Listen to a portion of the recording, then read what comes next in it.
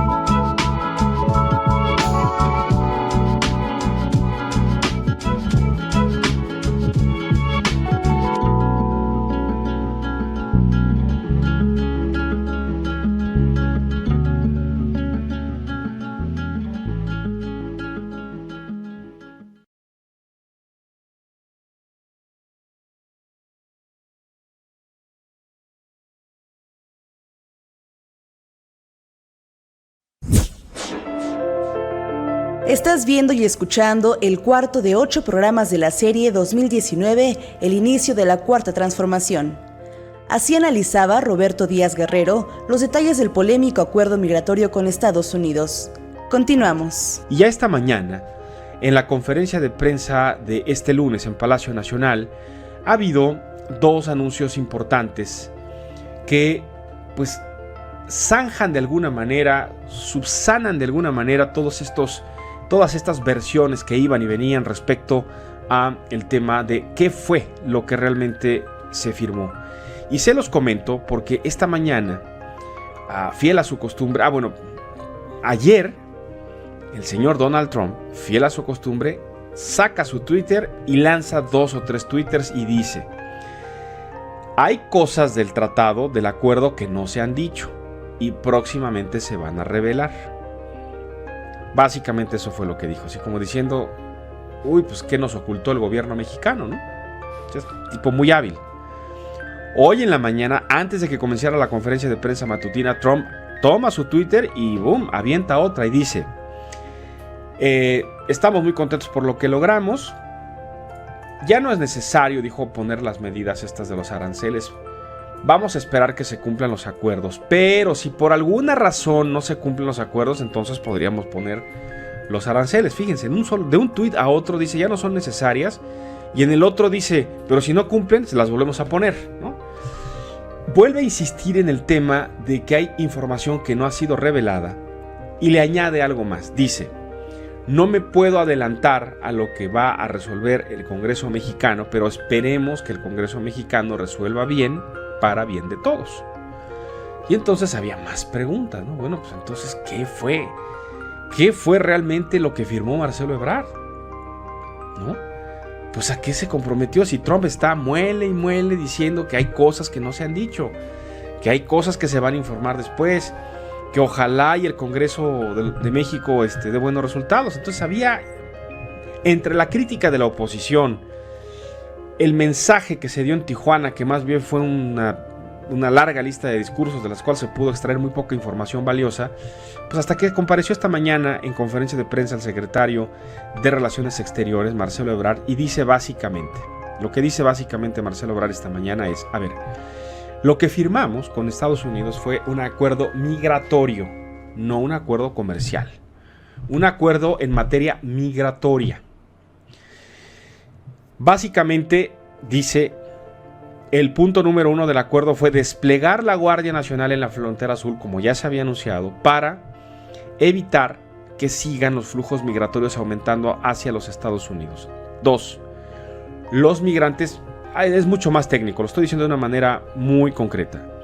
Los migrantes que ya hayan cruzado la frontera sur, que ya estén en México, que ya estén incluso en la frontera con Estados Unidos y que le estén tocando la puerta a Estados Unidos para decir, te solicito asilo, dame por favor un papel para que yo entre legalmente, esos migrantes se van a tener que quedar en México.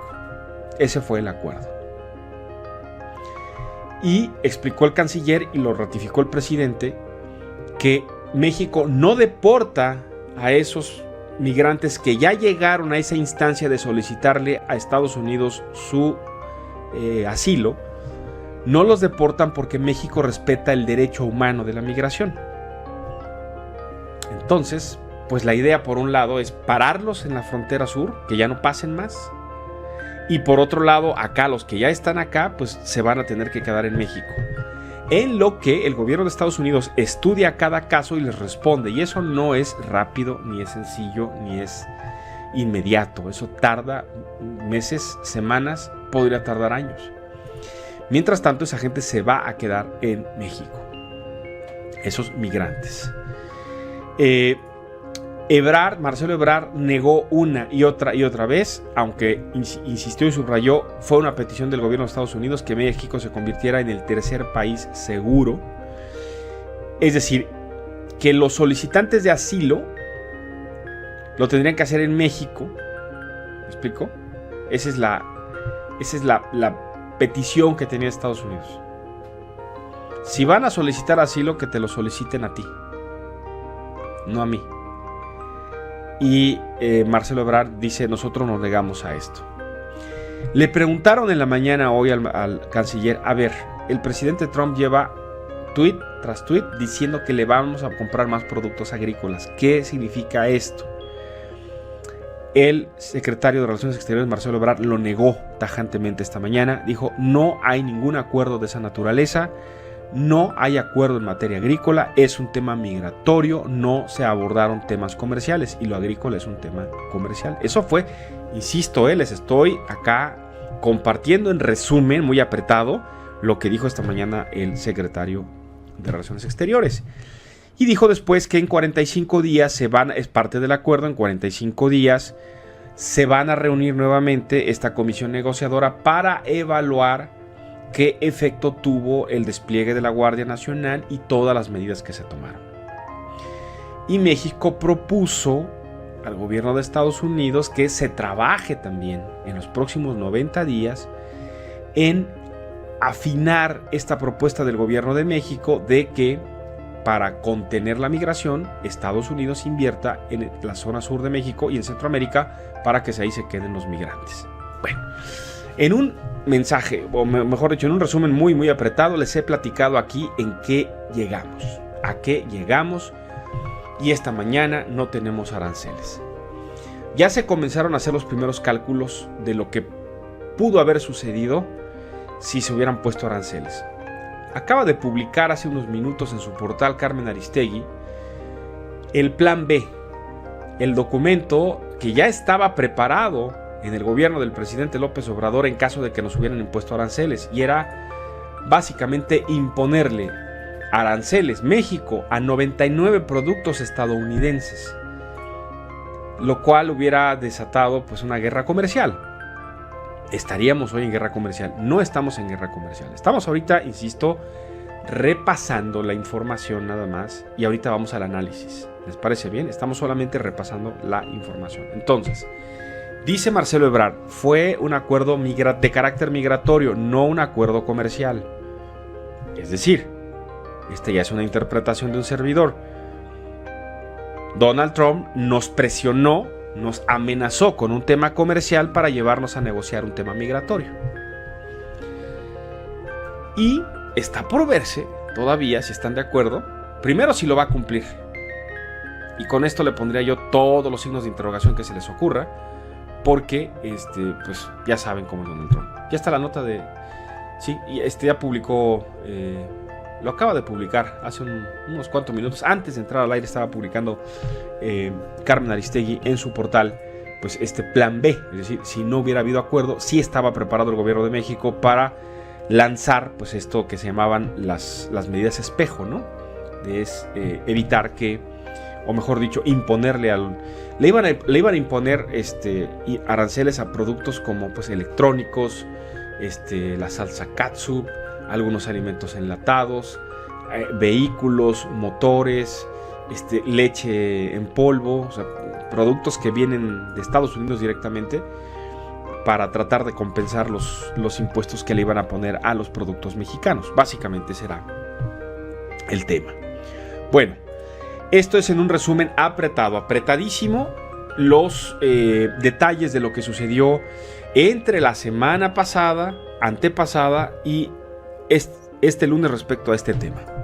Vamos a la segunda pausa.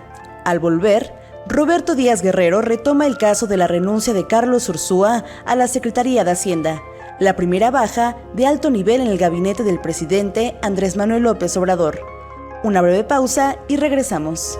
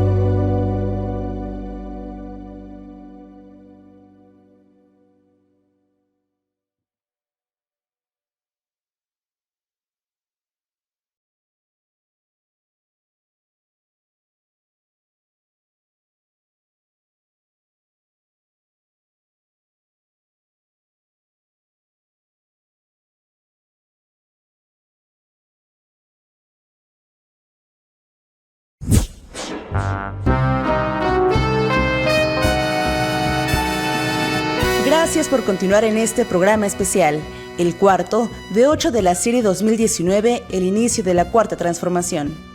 Roberto Díaz Guerrero informaba el 9 de julio de la renuncia de Carlos Ursúa al frente de la Secretaría de Hacienda. Así reflexionaba sobre la primera baja sensible en el gabinete del presidente López Obrador. Continuamos. Miren, después de la renuncia de Carlos Ursúa ayer a la Secretaría de Hacienda, no hay duda que lo que hoy se esperaba era la conferencia de prensa matutina en Palacio Nacional. Era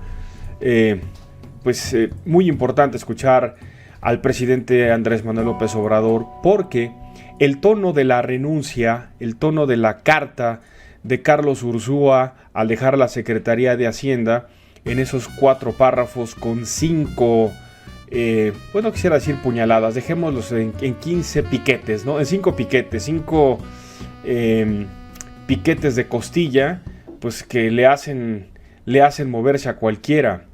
Carlos Ursúa se fue diciendo básicamente, pues en el gobierno tuve diferencias con el presidente y muchas, lo dijo en su carta, dijo que tenía convicciones para que se tomaran decisiones en materia económica a partir de evidencias, dijo que a él no se le escuchó, dijo también que era inadmisible se le estuvieran imponiendo funcionarios que no sabían nada de la hacienda pública y que además estos estaban siendo lanzados o puestos por funcionarios influyentes en el gobierno y que, básicamente por eso dejaba su cargo. Son las cosas que dejó Ursúa ayer en esta, puntillosa carta, permítame decirlo así. Así que era muy importante saber qué decía el presidente y la verdad es que no había muchas opciones. Francamente, y se los tengo que decir, pues después de tanto tiempo de escuchar en momentos de crisis a los presidentes de la República o mandar comunicados escuetos o hacer una conferencia de prensa sin opciones a preguntas y respuestas, o hacer conferencias de prensa sosas en las que pues nada más fijan una postura y lo niegan todo, ¿no? Y niegan lo evidente, pues era, y se los digo honestamente, por lo menos a un servidor, para mí era pues nada más una cosa de trámite escuchar hoy al presidente Andrés Manuel López Obrador decir pues que no era cierto, que era falso, que respetaba la posición de Ursúa, pero que no había tal desencuentro, que a lo mejor lo había interpretado de esa manera, pero que lo respetaba, etcétera. Era un poco el tono que francamente se esperaba, yo al menos esperaba del presidente López Obrador, pero esta mañana, hay que decirlo, el presidente sale en un tono completamente distinto, le pone su toque personal al manejo de la crisis. Lo de ayer, comentaba y posteaba hace un momentito con ustedes en redes sociales, parecía un huracán y terminó siendo un aguacero, pero no un huracán. Parecía un huracán ayer por la tarde, después de las 12 del día, parecía un huracán categoría 3 y subiendo en la escala Saffir-Simpson, pero el presidente sale en este video muy comentado por la cara del secretario entrante de Arturo Herrera, que se llevó, más que análisis financiero, se llevó todos los memes posibles, habidos y por haber desde ayer, pero pues sale el presidente, el dólar que estaba comenzándose a encaramar sobre el peso termina, no llega a los 19.50. Por ejemplo, ayer la Bolsa Mexicana de Valores termina con una pérdida marginal, pero no tampoco un derrumbe. Las calificadoras dijeron, pues no es una buena señal, pero tampoco dijeron esto es una catástrofe. La iniciativa privada sale a decir, no es una muy buena señal, no es una buena señal de hecho, pero no está mal que sea Arturo Herrera el que llega, ¿sí? ¿Sí me explico? Y esta mañana el presidente sale y le da el cerrojazo, por lo menos a este momento de crisis, al de la renuncia y la post-renuncia. Y dice el presidente, sí tuvimos diferencias. Y dice en qué tuvieron diferencias. Y si Carlos Ursúa habló de diferencias en plural, que pueden ser varias, el presidente por lo menos puntualiza también 2 o 3. Así que vamos a ver y escuchar. Habló muy largo presidente, pero me parece que esto es lo esencial sobre la postura del presidente López Obrador a la renuncia de Ursúa. Sí, yo respeto mucho a Carlos, pero tenemos diferencias. O sea, tuvimos diferencias. Les hablaba yo del plan de desarrollo. Imagínense lo que es eso, que me presentan un plan de desarrollo y lo veo y desde mi punto de vista, o sea, no reflejaba el cambio.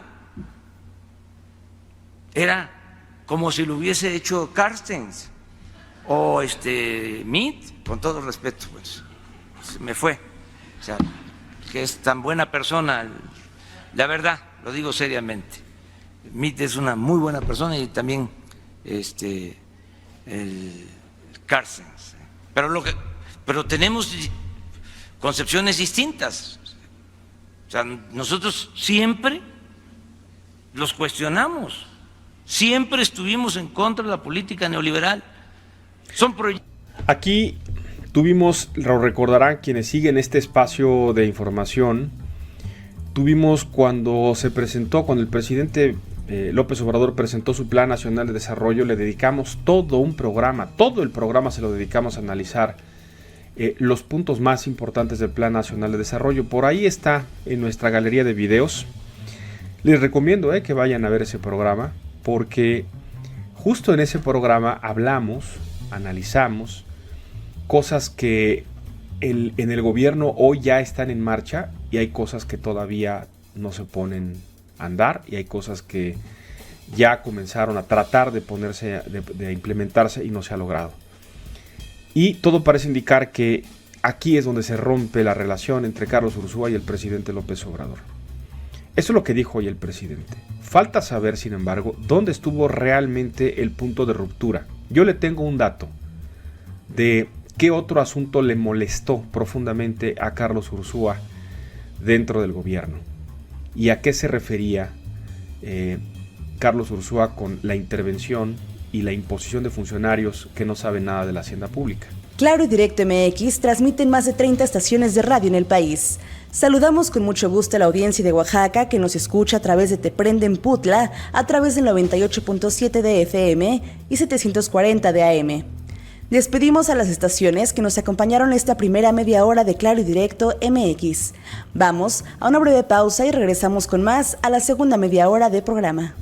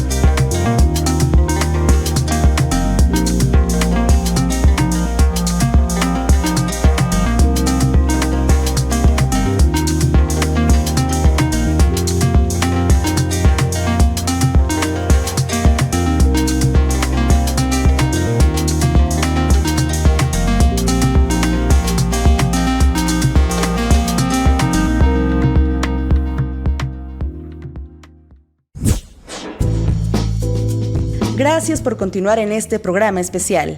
A principios de julio, Carlos Ursúa renunció a la Secretaría de Hacienda. Roberto Díaz Guerrero analizaba así las razones de la ruptura de Ursúa con el presidente López Obrador. Continuamos. Estamos analizando entonces lo que el presidente Andrés Manuel López Obrador tuvo como reacción esta mañana a la renuncia del ahora exsecretario de Hacienda Carlos Ursúa. Reaccionó ayer, por supuesto, y lo hizo muy rápido, de una manera inédita. Antes, para que se diera un cambio de un funcionario de alto nivel, hombre, se anunciaba un evento. Para empezar, era en la residencia oficial de Los Pinos, ¿no? Entonces era una cosa muy, muy protocolaria, muy acartonada. Estaba normalmente el que se iba, al ladito el que llegaba, el mensaje del presidente, el apapacho para el que se iba, si había apapacho, claro, pero eran así las cosas. Y ayer, pues, otra vez con el sello de la Cuarta Transformación, con el sello particular del presidente López Obrador, lo hace en su despacho, lo hace en presencia solamente del que llega, lo hace a través de un video que se sube a redes sociales. O sea, son completamente otros tiempos, es otro código de información el que se tiene. Y esto habla, pues, de una reacción muy rápida que tuvo el presidente. Esta mañana el presidente en la conferencia, por ejemplo, en su conferencia en Palacio Nacional, revela que el secretario de Hacienda le plantea la renuncia ayer mismo en una reunión ahí en el despacho del presidente, pero le propone, esto dijo el presidente López Obrador, Carlos Ursúa le había propuesto al presidente que fuera hasta el sábado, cuando se hiciera oficial la renuncia, para evitar justamente que los mercados tuvieran una mala reacción y que el peso se cayera y que hubiera un castigo, digamos, ¿no?, de los mercados por el tema de la incertidumbre o de la desconfianza por el cambio. Pero dice el presidente López Obrador, yo le dije que no, que sí iba a haber el cambio de inmediato. Entonces esto habla, pues, de la seguridad y del temple, ¿no? Y del carácter, además, de López Obrador como presidente, decir, no, ya te vas ahorita, no te vas el sábado y no me vas a decir cuándo, ¿no? Ese es un poco el mensaje, de eso habló el presidente. Y entonces le dijo, pues ya, entonces debo imaginar la escena, pues se levanta Carlos Ursúa, sale de la oficina, publica en el Twitter su renuncia, y haciendo eso Carlos Ursúa, el presidente seguramente estaba telefoneando a Arturo Herrera, vente para acá, vas a ser el próximo secretario de Hacienda, porque inmediatamente, fue cosa de un lapso de hora y media, sale Arturo Herrera de la subsecretaría de Hacienda, se dirige a Palacio Nacional, se le ubica en dos momentos, se le cuestiona porque ya se rumoraba, pues iba a la carrera a Palacio Nacional, llega y sin mayor vueltas, vámonos a hacer el video. Y bueno, ya ayer mismo comentamos aquí la cara de Arturo Herrera, etcétera, y la cantidad de memes que se han hecho haciendo burla de su cara, etcétera. Ayer mismo Arturo Herrera da una conferencia de prensa y dice, bueno, en otro tiempo me han criticado que me reía mucho, ahora me quise poner muy serio, y punto.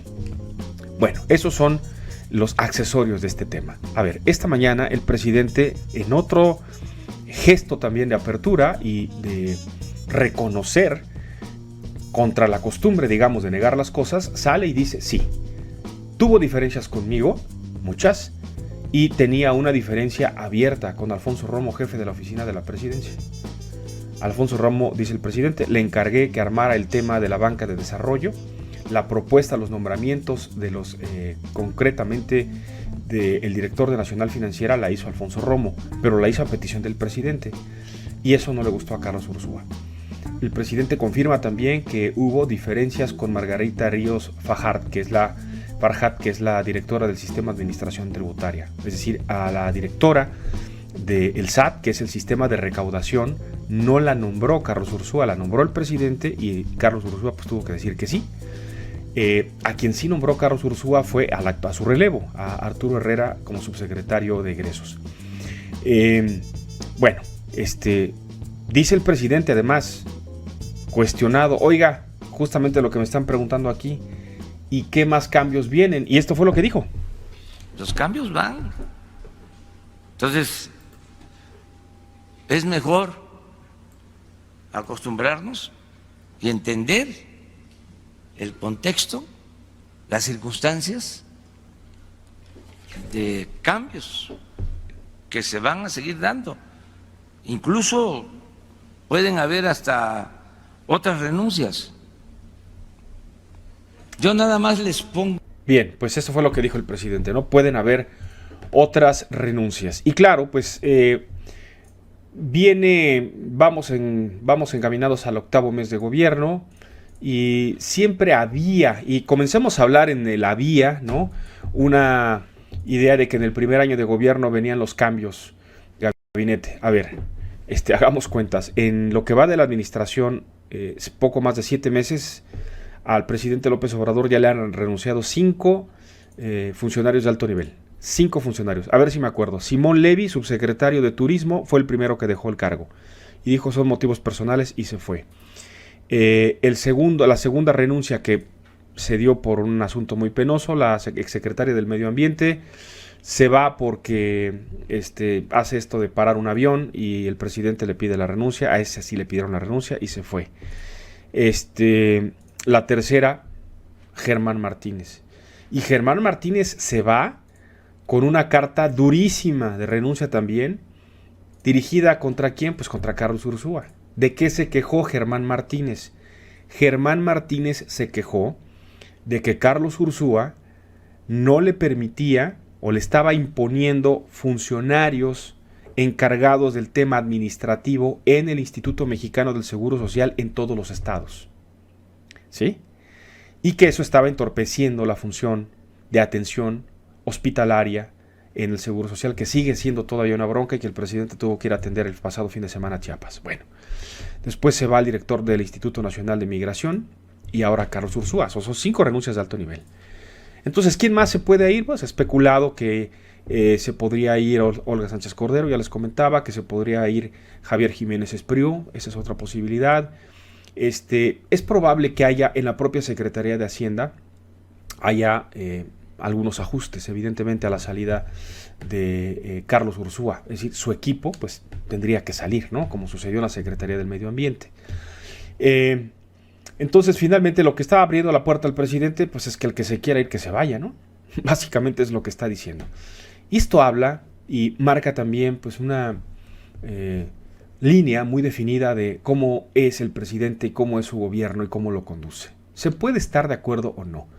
Se podrá hablar de la necesidad de que el gobierno tenga cierta estabilidad, cierta marcha, que los funcionarios estén en sus cargos para que puedan durante un tiempo razonable pues llevar a cabo sus funciones, pero bueno, pues el propio presidente les ha dicho puede suceder lo contrario. Ahora, el presidente le preguntan en la mañana, oiga, ¿y qué va a pasar si el secretario de Hacienda, por ejemplo, ayer aquí lo comentábamos, ¿se acuerdan? Lo comentábamos, ¿qué va a pasar si el secretario de Hacienda le dice que no? Que no a algo. Por ejemplo, a Dos Bocas. Así le hicieron la pregunta y esto dijo el presidente. Oiga, Arturo Herrera le va a poder decir que no, incluyendo alguna de sus obras prioritarias. Hay que recordar que Arturo Herrera había dicho, pues la refinería de Dos Bocas hay que pensarla más, tardarnos un poco más. ¿Qué pasa cuando el titular de Hacienda le diga, no, presidente, no se puede? Yo lo convenzo. ¿Lo va a convencer? Sí, lo convenzo. Sí, fíjese que tengo manera de convencer. Tengo argumentos. ¿Le va a apretar el pescuezo o qué? No. Es fácil de convencer de que hace falta la refinería de Dos Bocas. No solo porque dependemos de la compra de gasolinas, sino porque tenemos... Esto fue lo que dijo el presidente López Obrador esta mañana sobre la posibilidad pues de que hubiera una negativa, ¿no? Ya decíamos ayer, se ve muy difícil que Arturo Herrera le pueda decir al presidente, no, señor presidente. Creo que eso también quedó claro. Claro y Directo MX transmite en multiplataforma de redes sociales. Saludamos con mucho gusto a quienes nos ven y nos escuchan a través de nuestro canal en Periscope en @Claro y Directo MX. Agradecemos a quienes nos siguen diariamente. Vamos a una breve pausa y volvemos con más.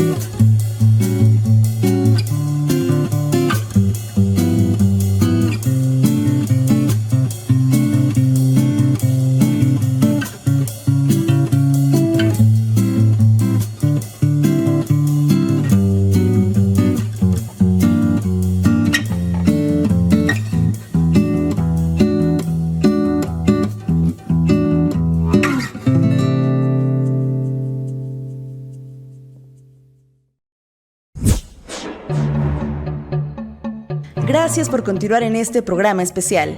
A mediados de julio, el narcotraficante mexicano Joaquín Guzmán Loera, mejor conocido como el Chapo Guzmán, fue condenado en una corte de los Estados Unidos y así lo informaba Roberto Díaz Guerrero en Claro y Directo MX.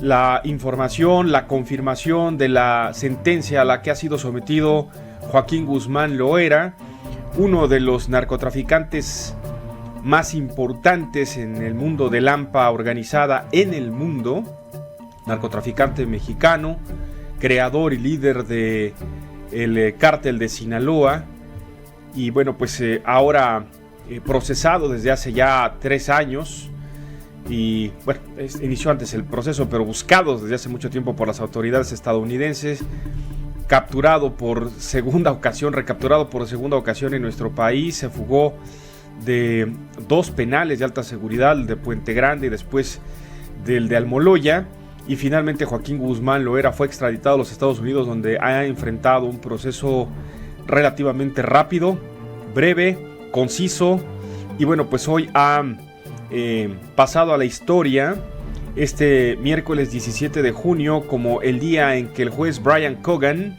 en la Corte Federal de Brooklyn sentenció a cadena perpetua más 30 años a Joaquín Guzmán Loera, conocido como el Chapo Guzmán. El Chapo tiene actualmente 62 años, pero le han dado cadena perpetua más 30 años, con lo que eso significa, ¿no? Bueno, hay otra versión que dice que la interpretación de la sentencia es que a Guzmán Loera le habrían dado cadena perpetua más 30 años más 20, o sea, más 50 años en total. Ya se aclarará este dato, nosotros nos quedamos con esta información de cadena perpetua más 30 años.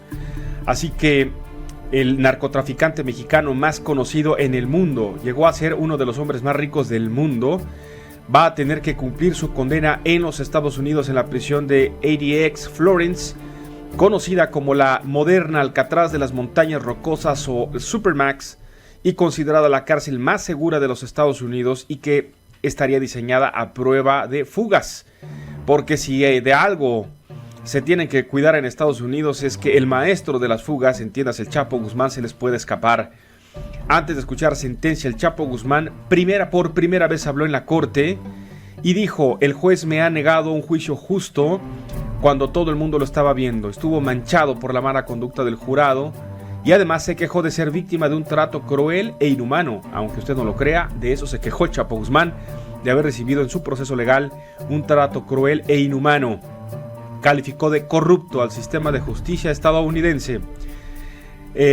Hubo, por supuesto, ya sabe, la expectativa qué iba a pasar con la esposa del Chapo Guzmán. Emma Coronel estuvo ahí, seria, cabizbaja, y es prácticamente la última vez que se han podido ver, por lo menos físicamente, porque el reglamento de la prisión ADX no permite visitas ni llamadas por teléfono.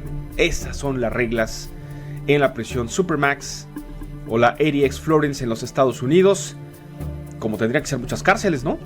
Para este tipo de personajes, así pierden todos sus derechos. Allí no tienen derecho a recibir ni llamadas telefónicas ni visitas.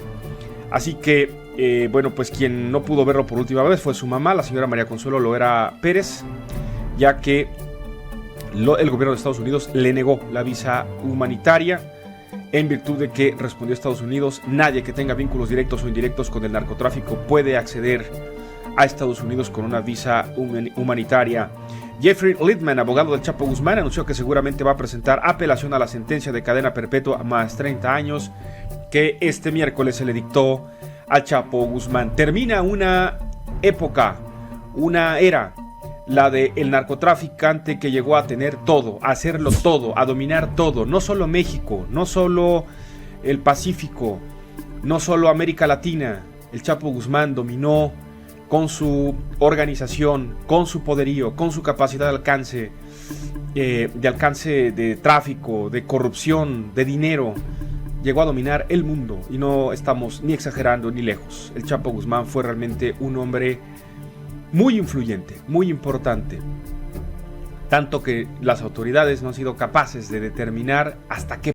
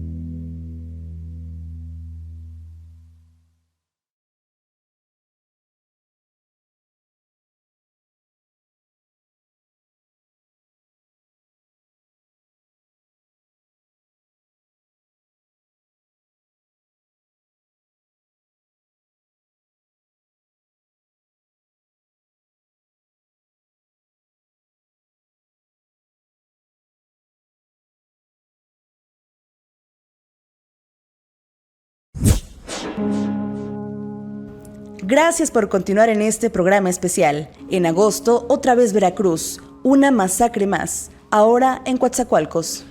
En Veracruz, y es que la noche de ayer martes vuelve a quedar marcada en la historia de los hechos lamentables en el estado de Veracruz. Alrededor de las 10 de la noche, un grupo de... todavía no está tan claro si fueron 8, si fueron 4, si fueron 6, ¿qué más da? Finalmente, un grupo de sujetos armados se presentaron en el bar Caballo Blanco en Coatzacoalcos. Entraron 2 de ellos a las instalaciones del bar, lo rociaron de gasolina y después le prendieron fuego.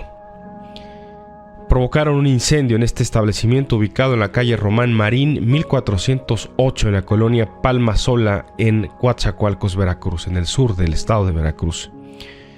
De acuerdo a los primeros testimonios, ya le digo, estos sujetos habrían llegado armados con bidones de gasolina, amenazaban con rociar el lugar, lo hicieron, después lanzaron bombas molotov y le prendieron fuego al bar, cerraron por supuesto todos los accesos, todas las puertas, y lo que quedó ahí fue una imagen de desastre, una imagen de mucho dolor y una imagen que cada vez se vuelve más común y se repite en nuestro país.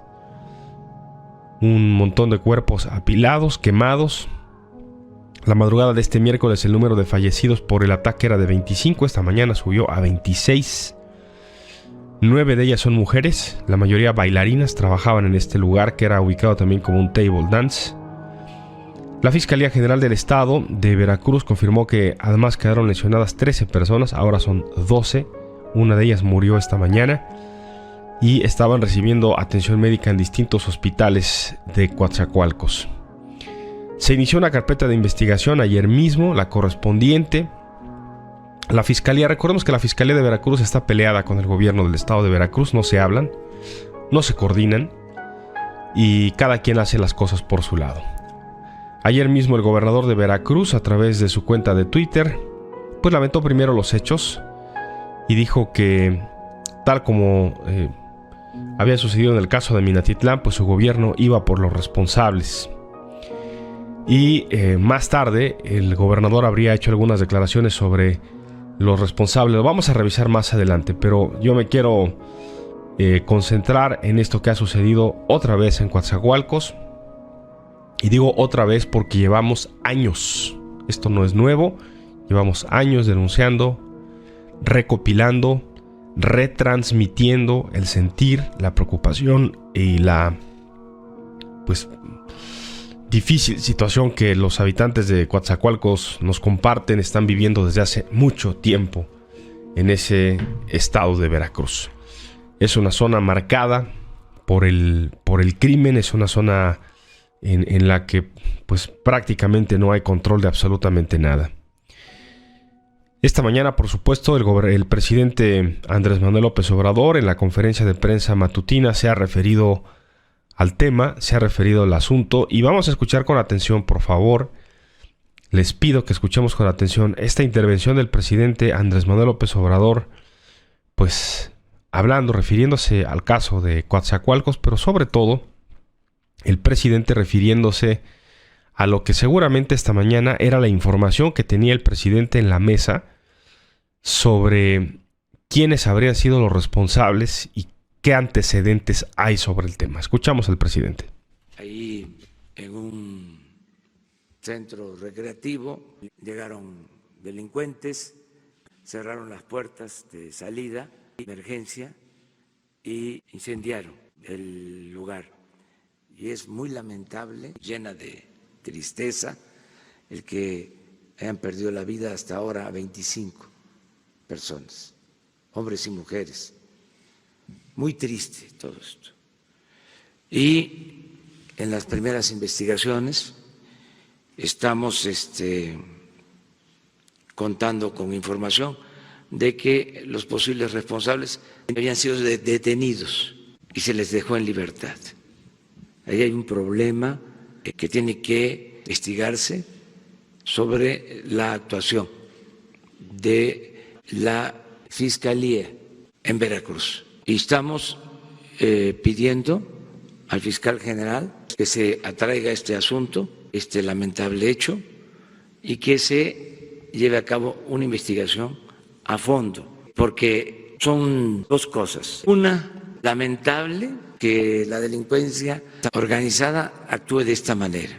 Es lo más inhumano que puede haber, el actuar de esta forma.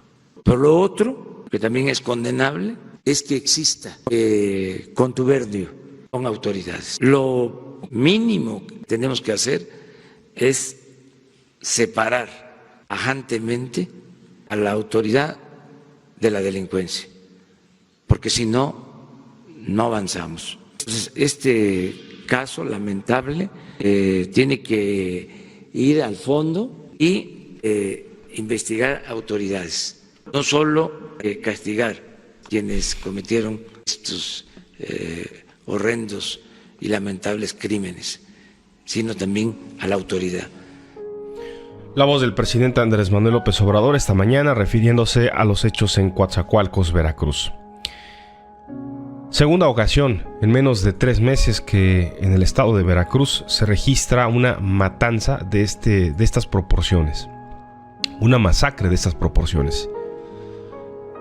Apenas en el pasado mes de abril recordamos lo que sucedió en Minatitlán, muy cerca de Coatzacoalcos, a unos cuantos minutos de Coatzacoalcos, lo que nos habla pues del descontrol y del problema gravísimo que hay en la zona. Cierto, no es un problema nuevo, es un problema que se viene arrastrando, producto de la disputa que tienen los cárteles que se van rotando, ¿no?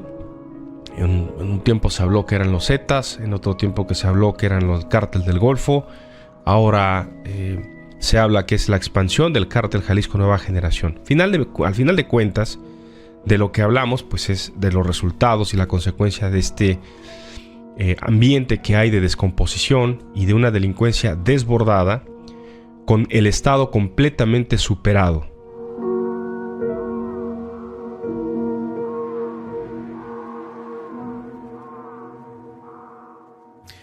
Hasta aquí el programa de hoy. Los espero mañana en el 5º programa de la serie 2019, el inicio de la 4ª transformación.